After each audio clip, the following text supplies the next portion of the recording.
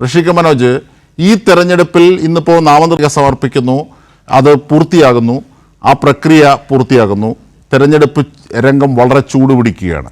ഇപ്പോൾ നിലനിൽക്കുന്ന ആരോപണ പ്രത്യാരോപണങ്ങളും തെരഞ്ഞെടുപ്പിൻ്റെ പ്രചാരണ രംഗവും ഒന്ന് വിലയിരുത്തിയാൽ?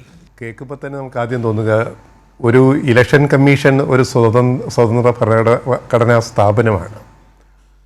നിർഭയമായിട്ട് നല്ല ആരോപണങ്ങളൊന്നും ഇല്ലാതെ ഒരു തെരഞ്ഞെടുപ്പ് നടത്തുന്ന സ്ഥാപനമാണ് ഇലക്ഷൻ കമ്മീഷൻ. ആ ഇലക്ഷൻ കമ്മീഷൻ്റെ ഒരു ലെറ്റർ ഹെഡിൽ BJPയുടെ ചിഹ്നം വരിക എന്ന് പറഞ്ഞു കഴിഞ്ഞാൽ അതൊരു ക്ലറിക്കൽ മിസ്റ്റേക്ക് ആയിക്കൂടെ? നിഷ്പക്ഷമാണോ? ഒരു ക്ലറിക്കൽ മിസ്റ്റേക്ക് ആയിക്കൂടെ? അവരുടെ തന്നെ വിശദീകരണം അതാണ്. ഈ ക്ലറിക്കൽ മിസ്റ്റേക്ക് എന്ന് പറയുന്നത് ഒരു ഒഴിവഴിവാണ്. വളരെ ഗുരുതരമായ നിഷ്പക്ഷത മറന്നിട്ട് ഇലക്ഷൻ കമ്മീഷൻ്റെ ഭാഗത്തു നിന്നൊരു പ്രവർത്തനം ഉണ്ടായിട്ട് അതിനെ ക്ലറിക്കൽ മിസ്റ്റേക്ക് എന്ന് പറഞ്ഞ് എഴുതി തള്ളാൻ എങ്ങനെ സാധിക്കും? സത്യം പറഞ്ഞാൽ ചീഫ് ഇലക്ടറൽ ഓഫീസറായി സ്ഥാനത്തുനിന്ന് മാറ്റുകയാണ് വേണ്ടത്. എങ്കിലേ നിഷ്പക്ഷമായ ഇലക്ഷൻ ഇവിടെ നടത്താൻ നമുക്ക് സാധിക്കത്തുള്ളൂ. തീർച്ചയായും. അതൊന്ന്, തെരഞ്ഞെടുപ്പ് രംഗത്ത് മറ്റു പലവിധത്തിലുമുള്ള രാഷ്ട്രീയ പ്രക്രിയകൾ ഉയരുന്നുണ്ടല്ലോ. ഇപ്പോൾ ഈ ഗൗരവിന്റെ ആരോപണം തന്നെ അതിനുദാഹരണമായി പറയേണ്ടതാണ്. നമുക്ക് ആ തലത്തിൽ നിന്ന് തന്നെ തുടങ്ങാം. കാരണം വേരിൽ നിന്ന് തുടങ്ങിയാലല്ലേ അതിന്റെ കൂടുതൽ അർത്ഥവത്താവുകയുള്ളൂ. അതായത് സ്വന്തം പാർട്ടി നേതാക്കന്മാർക്ക് സീറ്റ് വാങ്ങാൻ പണം വാങ്ങുന്നവർ, അത് പ്രിയങ്ക ഗാന്ധിയും KC വേണുഗോപാലും കൊടിക്കുന്നിൽ സുരേഷിനും ഒക്കെ എതിരായ ആരോപണങ്ങളുണ്ട്. അപ്പോൾ ഏതൊക്കെ അർത്ഥത്തിലാണ് അത് വികസിച്ചതെന്ന് മനസ്സിലാക്കേണ്ടതുണ്ട്. ഇത് ഇപ്പം ഒരു എക്സാമ്പിൾ പറയാം. അമ്പലപ്പുഴയിൽ സുധാകരൻ മത്സരിക്കുന്നു. പാർട്ടിയിൽ നിന്ന് മെമ്പർഷിപ്പ് പുതുക്കാതെ പുറത്തു പോയിട്ട്. ഇതിപ്പോൾ പുറത്തു വരുന്ന കാര്യങ്ങൾ എന്താണ്? മാസങ്ങൾക്ക് മുമ്പേ തന്നെ സുധാകരൻ KC വേണുഗോപാൽ ഉൾപ്പെടെയുള്ളവരുമായിട്ട് ബന്ധപ്പെട്ടിരിക്കുന്നു എന്നുള്ള റിപ്പോർട്ടുകൾ പുറത്തു വരുന്നു. അതൊരു മുതിർന്ന 4 തവണ MLA ആയി 2 തവണ പാർട്ടി മന്ത്രിയാക്കിയ ഒരാൾ മാസങ്ങൾക്ക് മുമ്പ് തന്നെ ഒരു കോൺസ്പിറസി വർക്കൗട്ട് ചെയ്തിട്ട് കോൺഗ്രസിൻ്റെ നേതാക്കളുമായിട്ട് ബന്ധപ്പെട്ടിരിക്കുന്നു, KC വേണുഗോപാൽ ഉൾപ്പെടെയുള്ളവരുമായിട്ട്.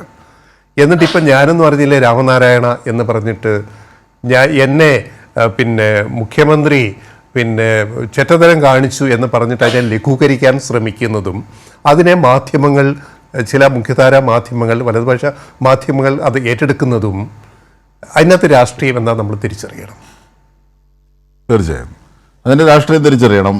ശ്രീ ഋഷിക മനോജ്, അതായത് നമ്മൾ ഈ തെരഞ്ഞെടുപ്പ് രംഗം ഇനി കേരളത്തിലേക്ക് കൂടുതലായി എത്തുമ്പോൾ ചിറയൻകീഴ്, ചടയമംഗലം, കൊട്ടാരക്കര, പറവൂര്, ആലപ്പുഴ, തൃശ്ശൂർ എന്നിവിടങ്ങളിലെ BJP സ്ഥാനാർത്ഥികളെ കോൺഗ്രസ് ആണ് സമ്മാനിക്കുന്നത്.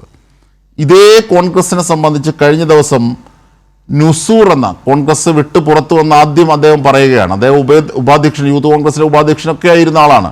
അപ്പോൾ അദ്ദേഹം പറയുകയാണ്, കൃത്യമായ ഡീലുണ്ട്.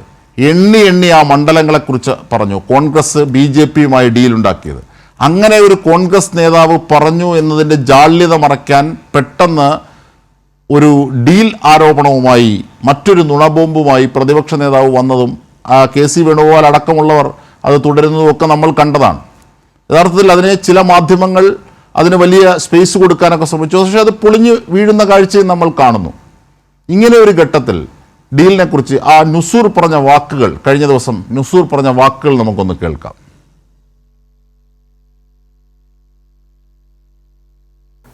ആ സമയത്ത് വെച്ച 1:2 എന്ന ആനുപാതികം ഒരു റേഷ്യോ ഉള്ള ഒരു ഡീല് കേരളത്തിൽ നടക്കുന്നു, തിരുവനന്തപുരത്ത് നടക്കുന്നു എന്ന് പറയുന്നത് രാജീവ് ചന്ദ്രശേഖരനെ നേമത്ത് വിജയിപ്പിക്കണം.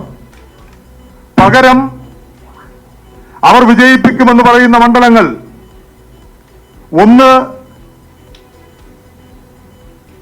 അരുവിക്കര, 2 തിരുവനന്തപുരം. അവിടെ കണക്കുകൂട്ടൽ തെറ്റിയത് തിരുവനന്തപുരത്ത് CMB CP ജോണിനെ സ്ഥാനാർത്ഥിയാക്കിയപ്പോ ശിവകുമാറിന്റെ കണക്കുകൂട്ടൽ തെറ്റി. അവിടെ നിന്ന് വീണ്ടും മാറി. ആ 1:2 തന്നെ ആനുപാതികമായി ഈ ചർച്ചകൾക്ക് തുടക്കം കുറിച്ചപ്പോൾ തന്നെ അവർ വട്ടിയൂർക്കാവും ഒരിക്കലും ചേരില്ല എന്ന് കരുതിയ ആളുകൾ തമ്മിൽ ചേരുന്ന കാഴ്ച. വട്ടിയൂർക്കാവും അരുവിക്കരയും വെച്ച് ഒരു സെറ്റിൽമെന്റ് ഉണ്ടാക്കി. രാജീവ് ചന്ദ്രശേഖരനെ നേമത്ത് വിജയിപ്പിക്കണം, പകരം അരുവിക്കരയിൽ ശിവകുമാറിനെ വിജയിപ്പിക്കുക, അതുപോലെ തന്നെ വട്ടിയൂർക്കാവിൽ കെ മുരളീധരനെ വിജയിപ്പിക്കുക. ഇതാണ് ഇത് പറയുന്നത്. ഋഷി കെ മനോജ് കോൺഗ്രസിന് വേണ്ടി ജീവിതവും യുവത്വവും ഒക്കെ ഒഴിഞ്ഞു വെച്ച ഒരു മനുഷ്യനാണ്. ആ മനുഷ്യനാണ് ഇതിൽ സഹികെട്ട് പുറത്തു വന്ന് ഇവരുടെ ഡീലിനെ കുറിച്ച് വ്യക്തമാക്കുന്നത്. വി ഡി സതീശൻ പ്രതിപക്ഷ നേതാവും കെ സി വേണുഗോപാലും ഒക്കെ പറഞ്ഞ കാര്യങ്ങളെ സംബന്ധിച്ച് അത് ഒരു രാഷ്ട്രീയ ആരോപണത്തിൻ്റെ മാത്രം അടിവരയുള്ളൂ. പക്ഷേ നുസൂർ പറഞ്ഞ ഈ കാര്യം അദ്ദേഹം എണ്ണി മണ്ഡലങ്ങളടക്കമാണ് പറയുന്നത്. അത് തിരുവനന്തപുരം ഈ തെക്കൻ ജില്ലകളിലെ മാത്രം കാര്യം അദ്ദേഹത്തിന് വളരെ ആഴത്തിൽ അറിയാവുന്ന വിഷയങ്ങൾ മാത്രമാണ് പറയുന്നത്. അപ്പോൾ അങ്ങനെ പറയുന്നതിനെ ഏതർത്ഥത്തിലാണ് കാണേണ്ടത് ഋഷി കെ മനോജ് ഈ ഘട്ടത്തിൽ? പ്രധാനപ്പെട്ട ഒരു നേതാവ്, പ്രാദേശിക നേതാവാകട്ടെ, ഇത്രയും തുറന്ന് പറയുമ്പോൾ നമ്മൾ ജസ്റ്റ് നോക്കിയാൽ മനസ്സിലാവും. അരുവിക്കരയിൽ ഡീലുണ്ട്, നേമത്ത് ഡീലുണ്ട്, കൃത്യമായ ഡീലുണ്ട്. എന്താ ഡീല്? രാജീവ് ചന്ദ്രശേഖരെ നേമത്ത് ജയിപ്പിക്കണം. ജയിപ്പിക്കാൻ ബലിയാടാക്കിയിട്ട് KS ശബരിനാഥനെ കൊണ്ട് അവിടെ നിർത്തിയിരിക്കുന്നു കൃത്യമായിട്ട്. പിന്നെ ശിവൻകുട്ടി വിദ്യാഭ്യാസ മന്ത്രി എന്ന നിലയിൽ പൊതുവിദ്യാഭ്യാസ വകുപ്പ് വളരെ മികച്ച രീതിയിൽ കൈകാര്യം ചെയ്തൊരു മന്ത്രിയാണ്, MLA ആണ് അദ്ദേഹം.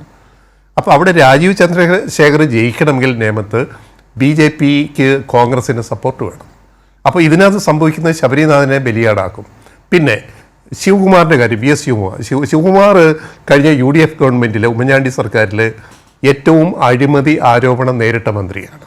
ഒരു സംശയമില്ല. കേസും കാര്യങ്ങളും ഒക്കെ ഉണ്ട്. അദ്ദേഹത്തിൻ്റെ സഹോദരനും ശബരിമലയിൽ ചെയ്ത കാര്യങ്ങളൊക്കെ നമുക്കറിയാം. അപ്പോൾ അദ്ദേഹം ഭീഷണി മുഴക്കി, എനിക്ക് തിരുവനന്തപുരം സെൻട്രൽ സീറ്റ് കിട്ടിയില്ലെങ്കിൽ എനിക്ക് അരുവിക്കര വേണം. ശബരിനാഥനെ ആദ്യം അരുവിക്കരയിൽ പരിഗണിച്ചിരുന്നു, കാരണം മുൻ MLA ആണല്ലോ അവിടുത്തെ. പക്ഷേ അദ്ദേഹത്തെ നേരെ നേമത്ത് കൊണ്ട് തളച്ചിട്ടിട്ട് ശിവകുമാർ പിന്നെ അരുവിക്കര സീറ്റ് സംഘടിപ്പിച്ചു. ഇതാണ് സംഭവിച്ചത്. അപ്പോൾ ഇതിനകത്ത് ഇത്തരം ഡീല് കൃത്യമായിട്ട്, അതായത് BJPക്ക് നേമത്തൊരു ജയം വേണം, അതിന് പകരം വേറെ ചില മണ്ഡലങ്ങളിൽ BJP കോൺഗ്രസിനെ സഹായിക്കും. ഇതാണിപ്പോൾ വരുന്ന ഒരു പൊളിറ്റിക്സ്, അതാണ് ഇതിൻ്റെ അകത്തുള്ളത്. അത് കൃത്യമായ അജണ്ട അവർ സെറ്റ് ചെയ്തിട്ടുണ്ട്. ഇപ്പം നേമത്ത് ശബരിനാഥൻ ജയിക്കുമോ? ഇപ്പം എഴുതി വെച്ചോ, ഞാൻ പറയാൻ ജയിക്കാൻ പോണില്ല എന്ന് പറയുന്നത്, ശബരിനാഥനെ കൊണ്ട് അവിടെ നിർത്തി നല്ല നേതാവ്, G കാർത്തികേയൻ്റെ മകൻ, യുവ നേതാവ് എന്ന് പറഞ്ഞാലും ശബരിനാഥന് നേമത്ത് ജയിക്കാൻ പറ്റുമോ? അപ്പോൾ കോൺഗ്രസിൽ നിന്ന് വോട്ടുകൾ രാജീവ് ചന്ദ്രശേഖരന് മറിയും. ഈ ശബരിനാഥനെ അരുവിക്കരയിൽ ഇടാതെ നിയമത്തേക്ക് കൊണ്ടുവന്നതിൽ ദുരൂഹത ഉണ്ടെന്നാണ്. ഉണ്ട്. സത്യമായിട്ടും ശബരിനാഥനെ അരുവിക്കരയിൽ മത്സരിപ്പിക്കണമായിരുന്നു. എന്തിനായി നേമത്ത് കൊണ്ട് നിർത്തിയത്? അപ്പോൾ ഇതിനകത്തൊരു അജണ്ട സെറ്റ് ചെയ്തിട്ടുണ്ട്. അതായത് രാജീവ് ചന്ദ്രശേഖർ ജയിക്കാൻ വേണ്ടി ഒരു പൊളിറ്റിക്സ് കളിക്കുന്നു. ഇനി വട്ടിയൂർക്കാവ് എടുക്കുക, കെ മുരളീധരൻ പഴയ തട്ടകത്തിലേക്ക് തിരിച്ചു വരുന്നു. PK പ്രശാന്ത് അവിടുത്തെ അജയനായ സ്ഥാനാർത്ഥിയാണ്, പിന്നെ കോൺഗ്രസിൻ്റെ, പിന്നെ BJPയുടെ സ്ഥാനാർത്ഥി. അപ്പോൾ അവിടെ പോലും, വട്ടിയൂർക്കാവിൽ പോലും ഇത് വർക്കൗട്ട് ചെയ്യും. ഈ അജണ്ട വർക്കൗട്ട് ചെയ്യും. അപ്പോൾ എനിക്ക് തോന്നുന്നത് ശബരിനാഥനും കെ മുരളീധരനും ബലിയാടാകുന്ന അവസ്ഥയിലേക്കാണ് കാര്യങ്ങൾ പോകുന്നത്. പക്ഷേ അവിടെ രണ്ടിടത്തും മാത്രം നിൽക്കുന്നതാണോ അതിനപ്പുറത്തേക്ക് ഇത് പോകുന്നത്? പഴയ ബേപ്പൂർ മോഡൽ നമുക്കറിയാമല്ലോ. അതെ, വടകര ബേപ്പൂർ മോഡൽ. ആ പഴയ ബേപ്പൂർ മോഡൽ വളരെ വിദഗ്ധമായിട്ട് ഇവിടെ വർക്കൗട്ട് ചെയ്യുന്നുണ്ട്. BJPക്ക് 2-3 സീറ്റിൽ ജയിച്ചു വരാൻ UDF കോൺഗ്രസ് സഹായം ചെയ്തു കൊടുക്കുന്ന നിലയിലേക്കാണ് ഇപ്പോഴത്തെ ഇലക്ഷൻ പൊളിറ്റിക്സ് പോകുന്നത്. എൻ്റെ വിലയിരുത്തൽ.